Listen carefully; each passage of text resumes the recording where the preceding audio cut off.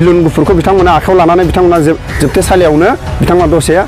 बिथांमोननि सायाव एसेबाबो आर'ज गाबगोन होननानै जोङो बिथांमोनखौ खावलायहरदों। दा जों दसे उनाव गुवाहाटियाव थानाय एक्सन डिबिफ्रा जायफोर जोबथेसालियाव दं बिथांमोना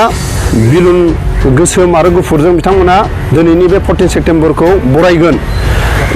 गुफुर बिलुना जाहैबाय आलो गोजोनै थानो हानाय आरो गोसोमा जाहैबाय गावसोरबो गोथाङै दंबाबो दुखुनि दिनै बे समखौ दान्दिसे सम बिथांमोना बे बिलुन बे गोसोमखौ बिथांमोना गावनि आखायावनो सिफ्रुनानै फोरमायनाय जागोन।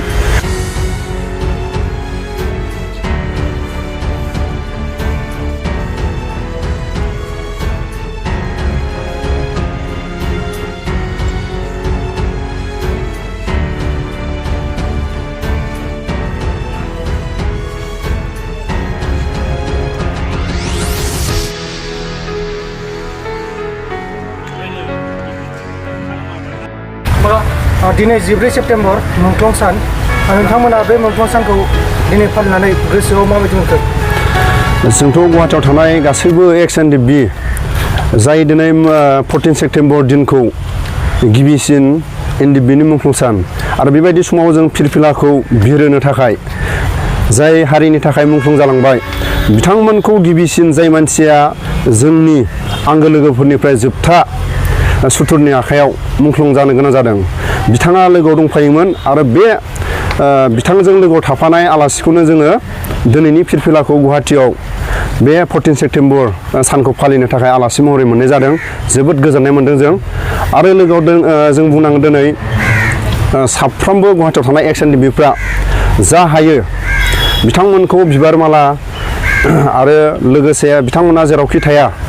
आलो गोजोनै थानो हाथों होननानै गुफुर फिरफिलाजों बिथांमोनखौ बरायनाय जायो आरो बिथांमोननि थाखाय दान्दिसे सम 1 मिनिट बे दुखुनि समाव बिलुन गोसोम लानानै जोङो बिथांमोनखौ दान्दिसे सम दुखुजों दान्दिसे सम जों बिथांमोननि सायाव आर'ज गाबनाय जायो आरो लोगोसे जों दिनै बेखौनो बुंगोन बिटिआर एकर्डनि उनाव दिनै दाब दाब जायगायाव दिनै एनडिबिनि मुंख्लं सानखौ फालिदों। नाथाय जों गुवाहाटियाव थानाय एक्सन डिबिफ्रा मोनसे जों थांखि लादों। बिटिआर एकर्ड जानायनि उनाव जोबथेसालियाव दिनै दङ। जोबथेसालियाव जायफोर दङ बिथांमोना मैयानि समाव खावलायहरदोंमोन बिथांमोनाबो बे 14 सेप्तेम्बरखौ जाय हारिनि थाखाय मुंख्लं जालांबाय बिथांमोनखौ दान्दिसे सम बिथांमोनाबो आर'ज गाबनो थाखाय बे आर'ज गाबनायाव एसेबाबो बिथांमोनखौ बिबार माला लानानै आरो माबा मोनसे नेमखान्थि बर'नि माखासे थायो बेबायदि माखासे हेफाजाबखौ खावलायहरदोंमोन। नाथाय गुवाहाटियाव थानाय एक्सन डिबिफ्रा हास्लाबाखै। दा जोङो दसे उनाव डिआर नाब्ला सारनोबो गुवाहाटियाव थानाय एक्सन डिबि गासैबो जोङो लाइजाम गांसे हैगोन आरो बिलुन बे बिलुन गुफुरजों आरो गोसोमजों मानो थाखाय हैगोन जाहाथे जाय जोहोलावफ्रा हारिनि थाखाय मुंख्लं जालांबाय बिथांमोना बे गुफुर बिलुना जाहैबाय गोजोनै थानाय आरो गोसोमा जाहैबाय बिथांमोनखौ जेरैबायदि जोङो जेरावखि थाया आलो गोजोनै थानो हाथों होननानै बिलुन गुफुरजों बिथांमोनखौ बरायनाय दसे समबाबो गोसोआव बिलुनखौ बिथांमोना आखायाव लानानै बरायगोन आरो दुखुआ जेरैबायदि साग्लोबनानै दं जों बुंनांगोन जोङो दिनै उदां अख्राङाव दङ। जोङो सान हर जोङो गोसोबायदि बेरायनो हादों। जोंथ' माने गोसोआव खुसि। नाथाय जोबथेसालियाव थानाय जायफोर जोहोलावफ्रा दिनै बबेबा एक्सन डिबिनि जोनोम सानावबो बिथांमोना गोसोबायदि रंजानो हाया आरो बिथांमोनखौ बिबार माला लानानै बिथांमोनखौ बे 14 सेप्तेम्बरखौ गावनि आंगो लोगोफोर एसे बिथांमोननि सायाव जेरावखि थाया आलो गोजोनै थानो हाथों होननानै एसेबाबो आर'ज गाबनो थाखाय बिथांमोना उदां नङा। बिनि थाखायनो जोङो बिथांमोना जाय गावनि आंगो लोगोफ्रा दिनै जोबथेसालियाव थासेयावबो बिथांमोनखौ बिलुन थोबसे लानानै जाहाथे गावसिनि जोबथेसालियाव थानाय आरो बिथांमोननि थाखाय बे बिलुन थोबसे लानानै माने बिथांमोना खिफ्रुगोन आरो बिलुनखौ माने बिसोरो सिफ्रुनानै